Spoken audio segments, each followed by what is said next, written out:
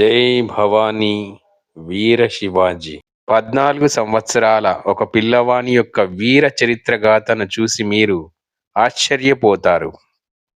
ఆ పిల్లవాడు తన మిత్రులందరినీ ఒక మైదానంలో ఆడిపిస్తున్నాడు. అప్పుడు ఎదురుగా ఒక కోటపై ఒక పచ్చ జెండా కనిపించింది. వెంటనే తను ఒక నిర్ణయం తీసుకున్నాడు.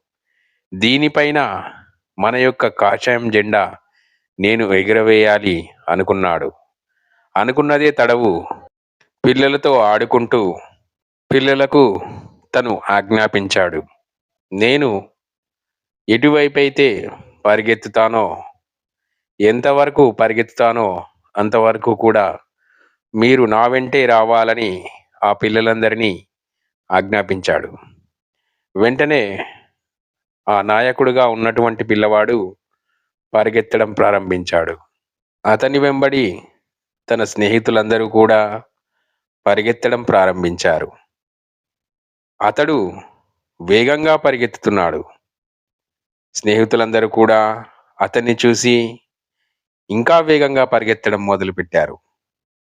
అలా పరిగెత్తుతూ పరిగెత్తుతూ ఊరు దాటారు. ఆ తర్వాత ఊరి బయట చెరువు వచ్చింది. అయినా ఆ పిల్లవాడు ఆగలేదు. ఆ పిల్లవాని వెంబడి అందరూ కూడా ఆ చెరువులోంచే పరిగెత్తడం మొదలుపెట్టారు. అలా ఆ పిల్లవాడు, ఆ స్నేహితులు అందరూ చెరువులో గుంపుగా పరిగెత్తుతున్నారు. అక్కడున్నటువంటి పక్షులు, వన్యమృగాలు భయపడి పారిపోతున్నాయి. అప్పుడే ఆ కోటపైన ఉన్నటువంటి సైనికులు చూశారు. ఆహా!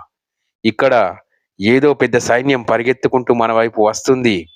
ఇంత పెద్ద సైన్యాన్ని మేమెప్పుడూ చూడలేదు అని భయపడ్డారు.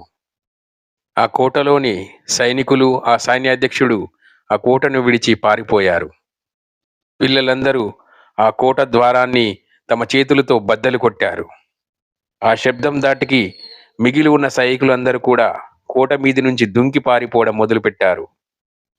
ఆ పిల్లవాడు, ఆ పిల్లలందరూ కూడా కోట మొత్తం తిరుగుతూ తిరుగుతూ పరిగెత్తుకుంటూ వెళ్ళారు. ఆ పిల్లవాడు ఆ కోట పైన ఉన్నటువంటి పచ్చ జెండాను తీసి కాషాయపు జెండాను రెపరెపలాడించాడు. నాయకుడు, పిల్లలు అందరూ తిరిగి ప్రయాణం మొదలుపెట్టారు. తెల్లవారేసరికి ఉదయమునే ఊరి ప్రజలందరూ కూడా ఆ కోటపై కాషాయపు జెండా రెపరెపలాడడం చూసి ఆశ్చర్యపోయారు. 14 ఏండ్ల అతి చిన్న వయస్సులోనే మొఘల్ సామ్రాజ్యం యొక్క తోరణదుర్గం అనే ఒక కోటను జయించిన వీరుడు మన ఛత్రపతి శివాజీ. జై భవానీ వీర శివాజీ.